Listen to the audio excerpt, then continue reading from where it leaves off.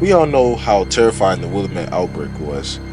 A peaceful town ripped apart overnight turned into a blood-soaked nightmare where survival has anything but guaranteed. But here's the thing. What happened in the mall? That wasn't Carlito Key's real plan. That was just a fraction of what he had intended. The truth? It could have been so much worse.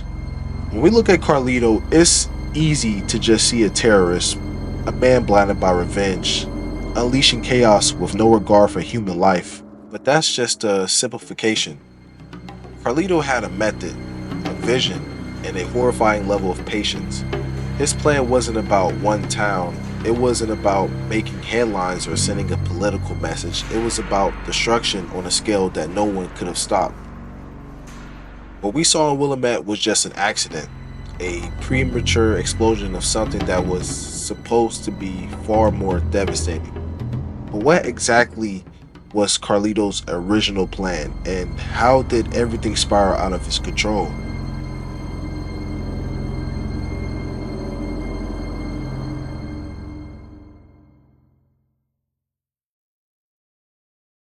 To understand Carlito's motivations, you have to understand his past. He wasn't some radical looking for an excuse to create chaos. He was just a man who already lost everything. His home, Santa Cabeza, had been destroyed, not by war, but by a natural disaster, but by the very people he sought to punish. The United States government had conducted experiments on his people, weaponizing the very virus that would later tear apart Willamette. And when things got out of hand, they wiped out the entire village. A massacre. No survivors, no justice. Only Carlito and his sister Isabella remained. So Carlito didn't just want revenge, he wanted balance. In his eyes, the United States had already committed genocide. He wasn't looking to make a statement, he was looking to return the favor.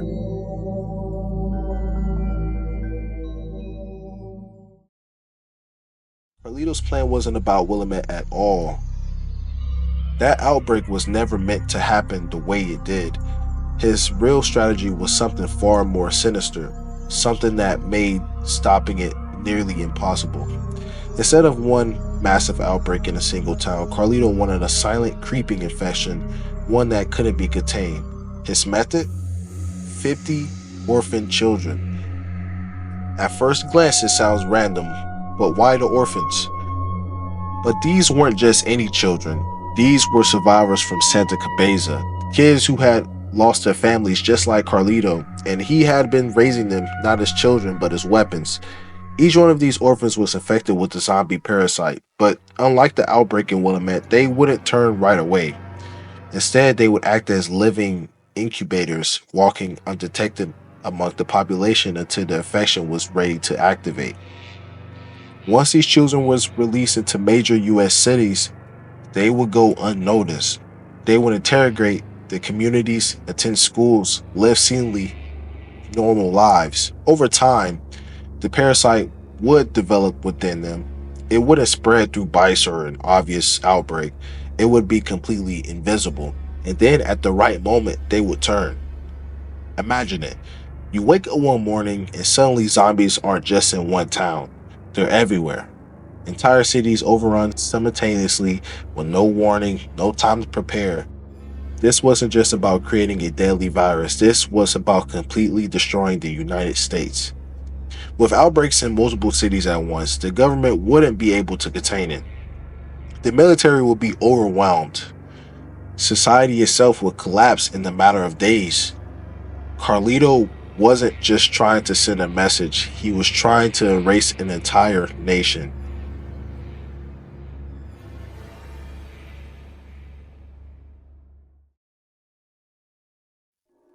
For all his careful planning, Carlito never got to see his vision come to life. Because as much as he tried to control everything, things fell apart before he was ready.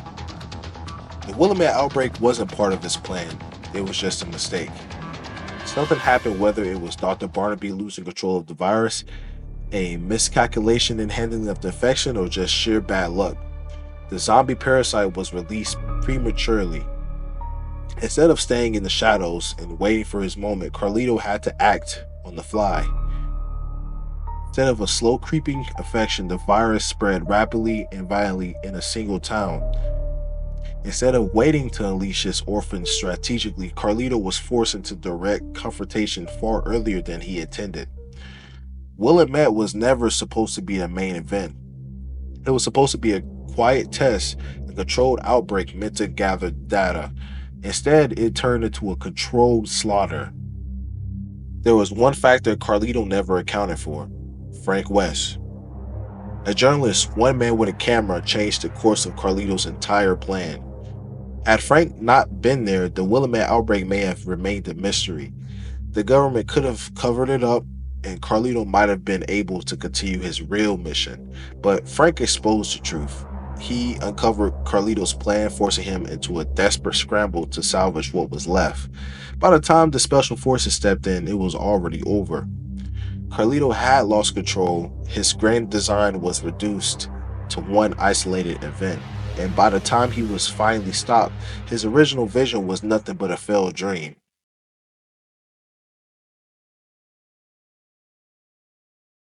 Even in failure, Carlito's plan left a lasting scar. Even though he never got to release them the way he wanted, they were still out there. His sister Isabella Key spent years tracking them down, trying to undo the damage her brother had set in motion. The truth about Willamette wasn't made public. Instead of preventing another outbreak, the US continued experimenting on the parasite, leading to more disasters in the future. Carlito may have died, but his idea that America deserved to suffer lived on in others. And the scariest part, if things had gone just a little bit differently, if Carlito's plan had unfolded the way he wanted, we wouldn't be talking about one outbreak in Willamette. We wouldn't be talking about the fall of an entire nation. So what do y'all think? Was Carlito just a madman, or was he someone who had lost everything and sought revenge as the only option? Drop a comment down below. I'd love to hear your thoughts.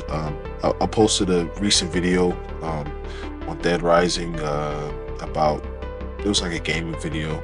I would love y'all to check that out. If y'all want to, check it out. If y'all enjoyed this deep dive into this, don't forget to like, subscribe, and hit that notification bell for more Dead Rising breakdowns or any other game breakdowns. Please comment down below, because I could break down any game. If anything, I'll play the game first on the channel and then explain it, because I love explaining video games. It's like, it's just something that I really love to do.